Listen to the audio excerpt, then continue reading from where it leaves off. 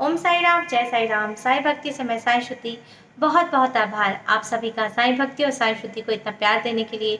यदि आप शिरडी साई बाबा के भक्त हैं तो कृपया चैनल को सब्सक्राइब कर लीजिए ताकि आपको साई प्रेम योग ध्यान और शिरडी साई बाबा के भक्तों के सत्य अनुभव और इस चैनल की अन्य नोटिफिकेशंस आप तक सरलता से पहुंच सके।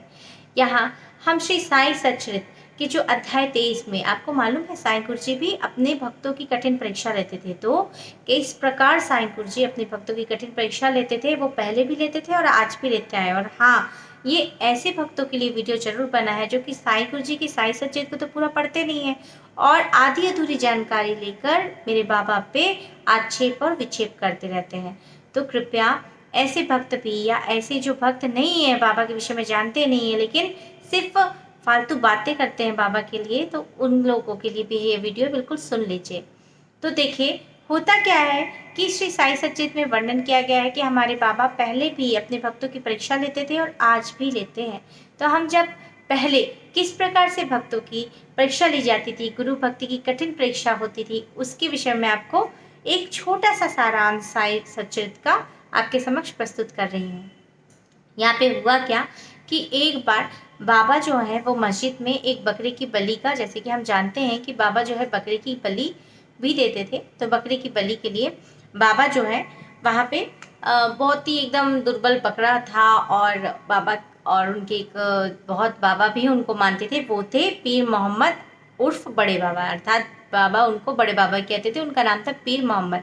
सब बैठे थे, बकरे की बलि को देना था। तो बाबा ने कहा उनसे, पीर मोहम्मद जी से, कि आप एक काम कीजिए, इस बकरे की बलि दे दीजिए, ऐसा कहा उन्होंने। तो जो पीर मोहम्मद थे वो बोले नहीं नहीं, मैं बलि का कार्य नहीं करूँगा। तो उन्होंने मना कर दिया, साफ मना कर दिया। तो बाबा ने आज्ञा दी श्यामा को कि श्यामा जाओ, राधा माई जो है राधा देशमुख जी के यहाँ से एक चाकू लेके आओ ताकि बकरे की बलि दी जा सके। तो श्यामा जैसे ही जाते हैं तो उस बकरे की बलि जो है, जब उनको राधा माई को पता चलता है कि अरे ये जो चाकू है ये तो किसी बकरी की बलि के लिए जा रहा है, तो वो अपना चाकू वापस ले लेती, बोलती नहीं नहीं, मैं किसी बकरे की बलि के लिए तो अपना चाकू नहीं दूंगी। श्यामा वापस आते हैं और फिर जो श्यामा है उनको बाबा दूसरी जगह भेज देते हैं। अब यहाँ पे क्या था, बाबा को एक जो उनके विशेष भक्त थे उनकी परीक्षा लेनी थी और वो भक्त थे काका साहेब दीक्षित। अब देखिए बाबा कैसे काका साहेब दीक्षित की परीक्षा लेते हैं। वो बोलते हैं, जैसा कि काका साहेब दीक्षित ब्राह्मण थे, बाबा कहते हैं कि काका आओ, अब इस बकरे की बलि तुमको देनी है। तुरंत ही जैसे ही साईं गुरु जी कहते हैं, तुरंत काका साहेब दीक्षित आते हैं और तुरंत आते हैं और बलि के लिए तैयार हो जाते हैं।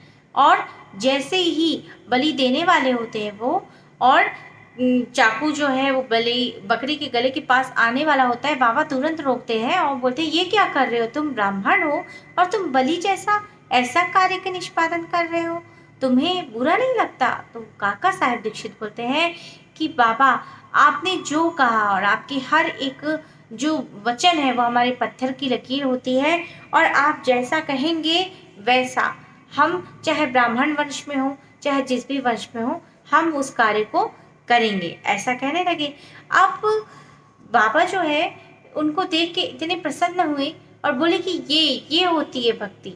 देखो यहाँ पे क्या होता है कि जैसे ही हमारे गुरु ने कुछ कहा, हमको ये नहीं देखना है कि फिर बाबा बोलते हैं कि चलो ठीक है चुपचाप रहे बाबा, और उतने में ही क्या होता है वो बकरा गिर के मर जाता है।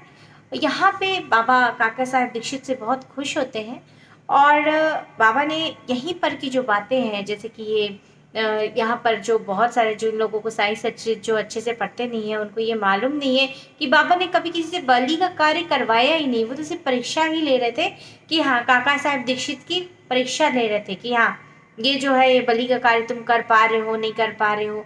तो इसको जो है, जो विरोधी लोग हैं, साई विरोधी हैं, इसी सब बातों को उन्होंने पूरा नहीं पढ़ा कि यहाँ तो कभी कोई बलि का कार्य कराया ही नहीं गया किसी भी ब्राह्मण या किसी भी ऐसे कुल से जहाँ पे बलि कार्य निषेध है। और क्या कर रहे हैं लोग, इन सारी चीज़ों को अधूरी जानकारी लेकर बाबा के लिए दुष्प्रचारित कर रहे हैं। तो इन सारी चीज़ों को ध्यान रखें और सारे के सारे साईं भक्त इस चीज़ का ध्यान रखें कि बाबा जो है वो पहले भी परीक्षा लेते थे और आज भी परीक्षा लेते हैं। तो हमको भी अपने जैसे काका साहेब दीक्षित हैं और भी सारे जो भक्त हैं, बाबा जो है बाबा कभी ऐसा कार्य किसी से नहीं करवाएंगे कि जो उनके धर्म के विरोध में हो। और देखिए, मैं अपना पॉइंट ऑफ व्यू रखती हूँ। होता क्या है कि वहाँ पे जब बाबा का अवतरण हुआ, इस चीज़ को कोई नहीं समझता कि जब बाबा का अवतरण हुआ उस समय हिंदू और मुस्लिम दो घोर विरोधी थे। दोनों में आपस में इतनी ज़्यादा वैमनस्यता थी और बाबा को दोनों के जो रिचुअल्स हैं उनको साथ में लेकर चलना पड़ा। यदि मान लीजिए वो सिर्फ हिंदू के कार्य करते और मुसलमान के कार्य नहीं करते तो क्यों कोई मुस्लिम जो है उनको मानता। बाबा का प्रमुख उद्देश्य ये था कि हिंदू और मुस्लिम या जितनी भी ऐसी वैमनस्यता और जो अस्पृश्यता होती है, छुआछूत होता है, भेदभाव होते हैं, ये सारी बुराइयां दूर रहें। ये ही था पॉइंट ऑफ व्यू बाबा का। और इसीलिए बाबा ने सभी जाति धर्म को एक साथ लेते हुए उनकी सारी की सारी रिचुअल्स को, जो उनकी संस्कृति है, सबको महत्व देते हुए, क्योंकि देखिए जब किसी व्यक्ति को बहुत बड़ा कार्य करना पड़ता है तो छोटे कार्य का छोटी छोटी बातों को इग्नोर करना रहता है। ये ठीक उसी प्रकार है।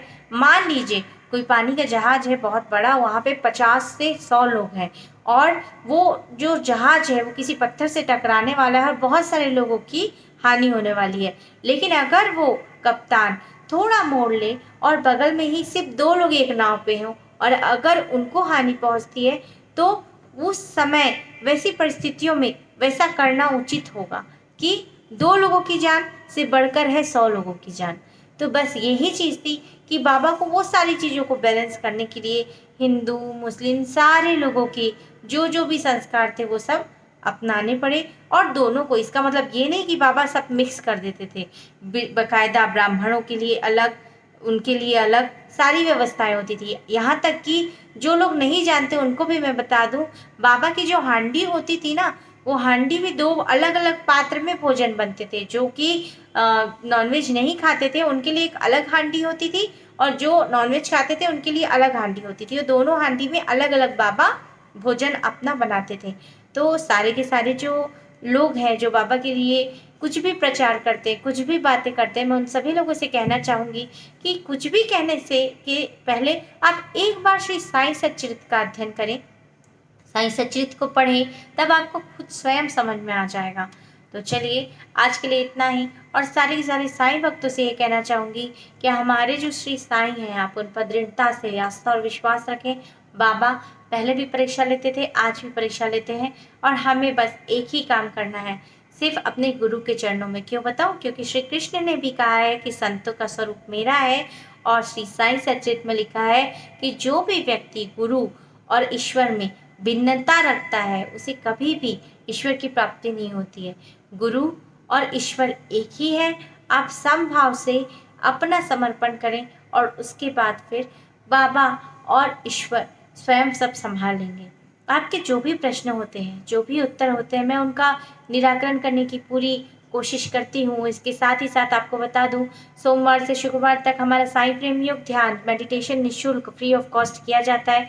एक दूसरा चैनल आप लोगों के लिए बनाया है साईं श्रुति के साईं, उसमें भी जो मेडिटेशन हम जल्दी से जल्दी शुरुआत करेंगे और कृपया उस चैनल को भी आप ऐसे ही प्यार दें और मुझे बहुत अच्छा लगता है। बहुत टाइम निकाल के, देखिए थोड़ी व्यस्तता तो हो जाती है पर टाइम निकाल के मेरा पूरा प्रयास रहता है कि आपके जितने भी कमेंट्स हैं मैं उन सब में रिप्लाई करूं और साथ ही साथ जो भी व्यक्तिगत मैसेज मुझसे करते हैं व्हाट्सएप में, जैसे मेरा डिस्क्रिप्शन लिंक पे नंबर दिया गया है, तो उनके भी मैं जवाब देती हूँ। हाँ, थोड़ा समय इधर उधर हो जाता है तो कृपया आप सभी के सभी इस चीज़ को, अगर आपको ये चैनल पसंद आए तो सब्सक्राइब, लाइक और शेयर करें। ओम साई राम, जय साई राम।